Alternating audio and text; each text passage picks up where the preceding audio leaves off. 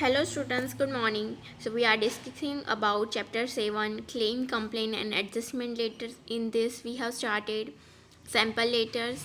We have seen one letter which is about inferior quality of goods. In this we have to draft a letter about complaining about the quality of a product.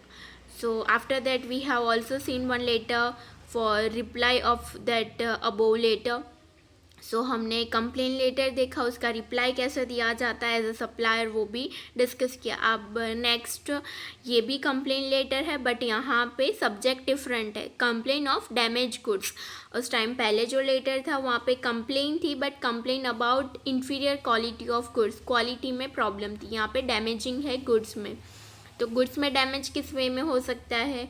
तो may be packing उन्होंने proper नहीं किया और packing के लिए proper quality use नहीं की. That's why packing की वजह से ट्रांसपोर्टेशन में कोई प्रॉब्लम हो जाती है तो प्रोडक्ट ब्रोक हो सकती है. तो दैट्स वाई आप उसके लिए कंप्लेन कर सकते हो. और उसके बाद सर्कमस्टेंसेस जो हो गए उस सिचुएशन के अकॉर्डिंग आप कोई एडजस्टमेंट के लिए भी डिमांड कर सकते हो. तो उसके रिगार्डिंग पहले डिटेल्स देख लेते हैं हम. On behalf of Moon Hotel, draft a letter of complaint regarding damage of clay cup and also cups and saucer made of glass in large quantity due to carelessness in packing. तो जो cups है उसमें damage आ गई है, उसके regarding हमें letter draft करना है. किन के बिहाफ में? मून होटल के बिहाफ में. तो उसकी इन्फॉर्मेशन यहाँ आएगी, phone, email, website, date mention करेंगे, इनसाइड एड्रेस. तो जिनको हम ये लेटर ड्राफ्ट करें उनका एड्रेस. देन सब्जेक्ट हमारा complain of damage goods. Then salutation dear sir ma'am. And main thing हमारी बॉडी पैराग्राफ अब हम डिस्कस करते हैं. We place with you an order for 2,500 pieces of clay cups and 100 packets of glass made cups and saucers, each packet containing 50 pieces. तो यहाँ पे पहले introduction paragraph में ऑर्डर कैसे दिया था, किस डेट को दिया था, कितना ऑर्डर था, उसके रिगार्डिंग यहाँ पे मेंशन किया. We have receive goods today and found many of them almost broken when the packing was open. तो यहाँ पे जो सिचुएशन थी उसको पहले डिस्कस किया है कि ऑर्डर कब दिया गया था, ऑर्डर में क्या क्या मेंशन था और जब ऑर्डर रिसीव किया तो उसमें क्या डैमेज हुआ था. The goods that we have received from you, out of 700 clay cups and 150 cups and saucer, are almost broken which cannot be sold. तो यहाँ पे जितना ऑर्डर किया था उसमें से हाफ तो ब्रोकन है तो वो बेचा नहीं जा सकता. Due to this we will have to bear the loss of minimum 10,000. तो उसकी वजह से ये जो रिटेलर है उसको 10,000 का एक्सपेंस हुआ है, वो 10,000 उसको बियर करने पड़े हैं. तो आपको जितना भी लॉस हुआ हो आप उसके अकॉर्डिंग यहाँ पे मेंशन कर सकते हैं. यू विल और आप यहाँ पे ये पॉइंट भी मेंशन कर सकते हैं जब आप इंट्रोडक्शनरी पैराग्राफ लिखो तो वहाँ पे आप ऑर्डर किया था तो उसमें कितना ऑर्डर था और ऑर्डर के टाइम आपने पैकेजिंग के बारे में भी डिस्कस किया था कि जो आप गुड्स मंगवा रहे हो उसके लिए पैकेजिंग कैसी होगी. आप जब ऑर्डर करते हो तो उसमें आप अपनी डिमांड भी रख सकते हो कि पैकिंग कैसी होनी चाहिए ताकि आपको जब गुड्स मिले, बिकॉज ये सेंसिटिव होते, जल्दी टूट जाते, तो दैट्स वाई पैकेजिंग अच्छी होनी चाहिए. तो आप उसमें ये भी मेंशन कर सकते हो कि जब आपने ऑर्डर लेटर लिखा तब पैकिंग के डिटेल्स मेंशन की थी बट जब रिसीव हुआ तो पैकिंग बहुत लो क्वालिटी का था. तो उसकी वजह से ट्रांसपोर्टेशन में कुछ प्रोडक्ट्स टूट गई है. You will definitely agree with us that it is not fair that we have to bear the loss due to the carelessness of your packing department.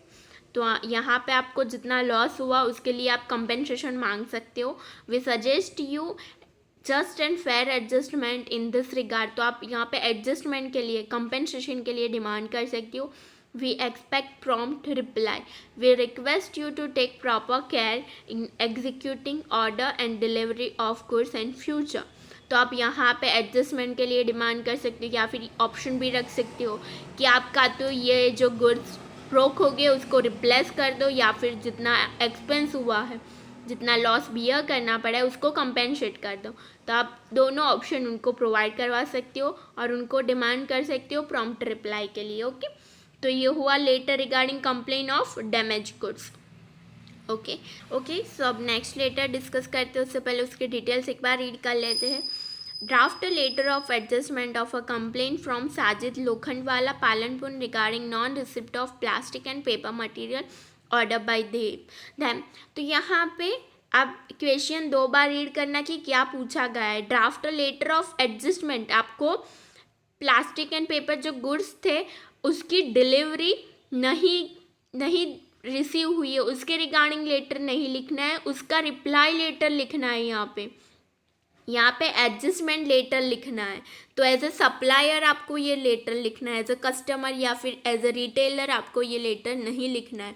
तो क्वेश्चन 2 बार रीड करना, साजिद लोखंडवाला के बिहाफ में नहीं, हमें साजिद लोखंडवाला को ये लेटर ड्राफ्ट करना है, बिकॉज वो जो साजिद लोखंडवाला था उसने हमें लेटर लिखा था।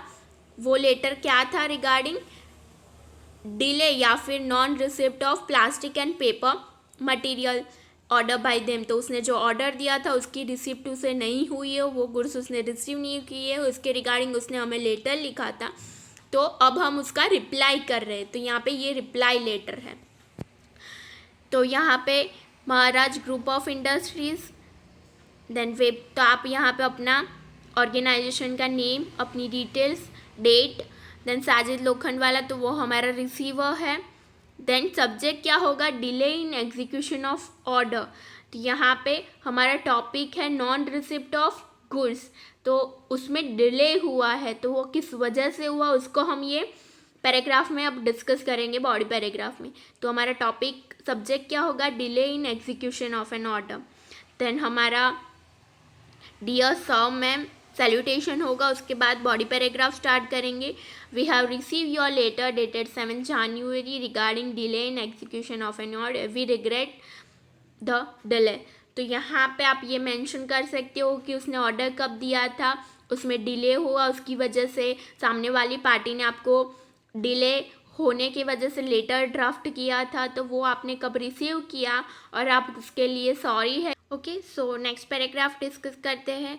When you place the order with the condition of receiving goods with in stipulated time limit, we assure you for the same under the impression that we have adequate stock of goods in our godown।